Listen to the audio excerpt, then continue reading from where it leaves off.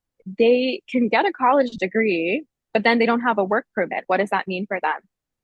So a lot of folks, what they do, this is not legal advice, by the way, just naming what people do sometimes. You can create an LLC, right? If you're undocumented, you can create a business and it's completely legal. That's how you have so many restaurants, so many construction businesses, and therapists, so many people who are able to create these entities that then you can use it as a way to pay taxes. So as an LLC, you can do pass-through taxes. As a corporation, you pay taxes like by way of the corporation. But there's a number called an individual taxpaying number that the government knows about, and that's the way that you pay taxes. Like my parents, I do their taxes every year, and that's what they have. They put that number in, and you literally pay federal taxes. Now, the last thing that I'll just add about that, there's a lot of scary developments to where the IRS is not working with ICE to pull all of these individual taxpaying numbers to investigate folks for deportation. And so it's just a really tough situation that is emerging at the moment. But before that occurred, creating an LLC, right, just figuring out a way to market your skills is what people have been able to do. But if you need a license, like if you want to become a doctor, a nurse, a lawyer, it's pretty complicated if you're trying to find employment in that way, not by way of an LLC. Okay, thank you. Hello, can you hear me? Oh wait, can You're good. you hear me? Yes. Yeah. Okay. I just wanted to say thank you so much for educating me today and us about the barriers that people are up against. I really am learning so much listening to you talking about all these different things and how important it is that you're advocating for other people's rights, people that don't have the capacity to communicate and understand these laws. I just wanted to say how much I really appreciated listening to you today. Thank you so much. Thank you so much. I appreciate that. Chloe? Yes, I'm back. I have so many questions. Just out of curiosity, are you able to, I know you're probably getting absolutely no sleep because it sounds, I don't know how you're doing all what you're doing, but has there I have been a Red Bull right here. Has there been any coordination or ability to coordinate with UConn Law School or Quinnipiac, any of the programs there? Because I would think that, while a law student obviously is not a lawyer yet, it would be there would be more skill involved than for a pro se appearance. And I just wondered whether that resource has been explored at all. Yeah, thank you for that, Chloe. We have had a lot of success with Yale, with WIRAC. I think it's the Workers and Immigrant Rights Advocacy Clinic. I think that's what it stands for. We've had a retainer with them, a pro bono retainer to help us through the Trust Act with the new iteration of the bill. We talked a little bit to UConn and then also to Quinnipiac, but there's a lot more work that we can certainly do there. I think we actually have a meeting this Thursday convening all of the legal services organizations, nonprofits, private attorneys, and also law schools. And the Attorney General is going to be there. And I did see the person who was in charge of UConn, like the asylum clinic, they're going to be there on Thursday. So we'll hopefully get a lot of buy-in and be able to move forward with that. Yeah, I would think that would be great. I don't know what the different clinics are, but whether some work could be done through one of the clinics. But I hope it works out. Thank you so much. Mickey had wondering how your work and coalition work is being funded and how additional money would be managed. Great question, Mickey. Yes, thank you for that. So before law school, my profession, I was in development. I worked in development. I've been a development director for a few organizations, mostly within education. I worked in early childhood, higher education, and also in immigration. I used to work for IRIS, the Integrated Refugee and Immigrant Services. I was in charge of bringing in about $12 million every year. And where I work right now, it's a $1 million organization that actually took this job because I thought it would be easier so I could finish law school. And that was that was not the case. And so we have, I've gotten funding from a lot of private individuals. As you can imagine, this work is pretty tough. We have zero federal dollars, right? Before everything that happened with the new administration, and so most of the monies that we get are through individuals and then also through foundations. We get money from the Community Foundation of Greater New Haven, from the Nellie Mae Foundation. We get some money from the Connecticut Project, and then from the Fairfield Foundation. And so, I'm actually building out our development team. So much of our work is about scaffolding young people to teach them how to, how to be professionals. And so I have a development manager who's quite great. And so it's a lot of teaching, this is what it means to do development. But also I've just hired a development consultant to kind of help us to get to where we need to be as an organization to stand up some more robust infrastructure, but feel really confident about, being able to grow out our programs in conjunction with the coalition, with the network specifically. We're essentially holding a lot of that money. Well, and Tabitha, how might you use an award from the Giving Circle? Like, where do you, what hole might it plug for you?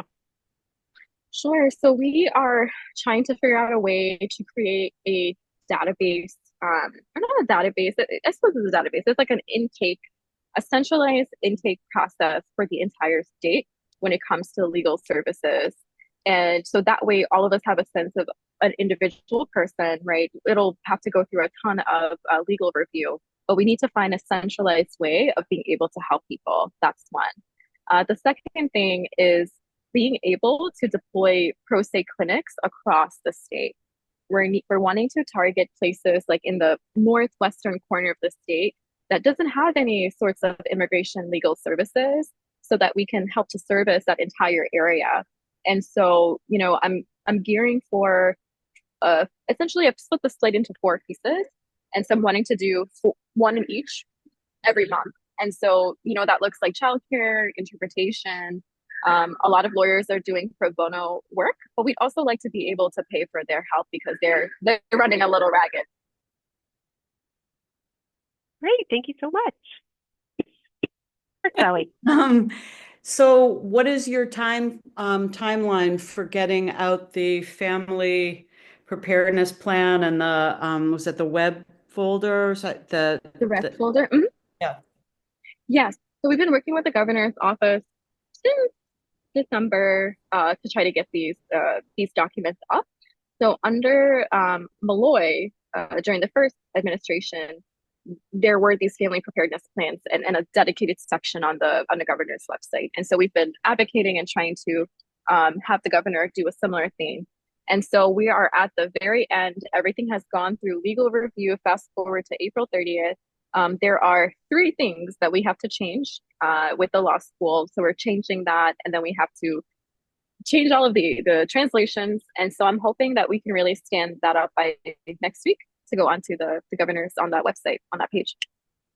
And for the red folder, that's already live and active. We're having clinics already. And so it's more so like an in-person thing where you sit down with somebody and fill it out. Thank you. Oh, and Tabitha, I'll ask you, do you have, aside from, core funding needs, do you have volunteer needs, or are there ways that members of the Giving Circle might be able to participate? Absolutely. We'd love to have volunteers. People think maybe if they don't speak Spanish that they might not be helpful, but that's not the case. As immigrants, like we run the gamut. And so I'm someone from the West Indies. I'm actually working to make sure that, Black immigrants have just as many resources as, non-Black Latina folks, right? Because usually that's how it goes here in Connecticut. And so working with Jamaicans, working with Guyanese people to make sure that we have some resources. So yeah, if people want to learn how to help somebody to fill out a red folder, that would be great. Sometimes we need some chaperones with our young people. We had a youth day of action at the Capitol. And then on the way back, we got a call and some pictures about ICE being less than a mile away from the high school that we were about to drop the kids off to. So sometimes we just need people to just be there and to bear witness in case things happen. There's not much we can do if ICE shows up and takes kids away, but we just need people to be there, especially if you have status, like you're an American citizen. There's a lot of power in that. So thank you for that question. Great. Thanks, Michelle. Thanks. Hi, Tabitha. I have just a kind of technical question. You mentioned that the next steps in the process of the red folders and the dissemination of your information is translating it and uploading. Into how many languages will you translate the red folder? I believe we'll have them in 12 languages. And is that a way that volunteers could help? Who's going to do that translation? Yeah, that'd be great. I'm just going to pay for it out of our budget. But yes, absolutely. That's something that we could use assistance with. Thank you. Is Portuguese one of the languages? Absolutely. Yeah. Portuguese, French, Arabic, Pashto, Mandarin. I'd have to get you the whole list, but it's quite expensive. Even Ukrainian, Russian, because there are a lot of undocumented, I shouldn't say a lot of undocumented folks. I mean, rather, there are a range of identities that encompass undocumented population. And even people who have status are filling these out because the international students are filling this out because they don't know if this back and forth, So I suppose it's really the entire immigration population in Connecticut needs assistance, which would be like every country in the world and every language that exists. Yeah, I know. Now that you said that, it made me just realize that. And then I have one more question, if everyone doesn't mind. Just going back to something you said at the very beginning of your remarks, and it made me reflect back on the first Trump administration.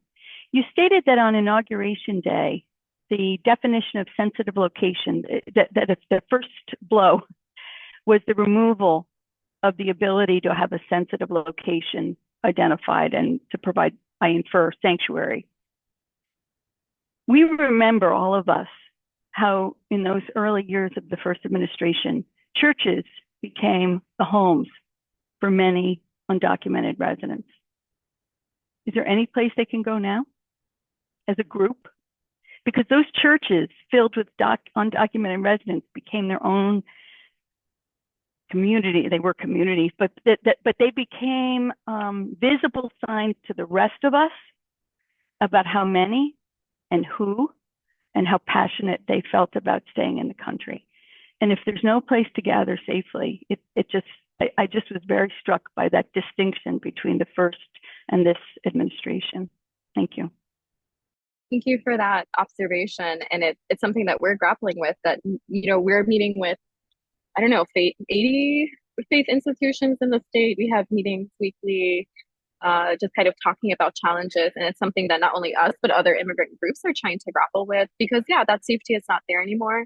There are a couple of churches that filed suit when that came out. And really what the judge ultimately said was, they can't rule in their favor at the moment because there's not like they would need a specific person that they're trying to protect, and then maybe bring that to the courts. And so I know that's a legal battle that like Quakers, the Quakers in DC are really working on quite hard on, and also the just like the Catholic Church as well. And so, but to your point, no, there's not, in theory, there's not a safe place that folks can go to and find sanctuary.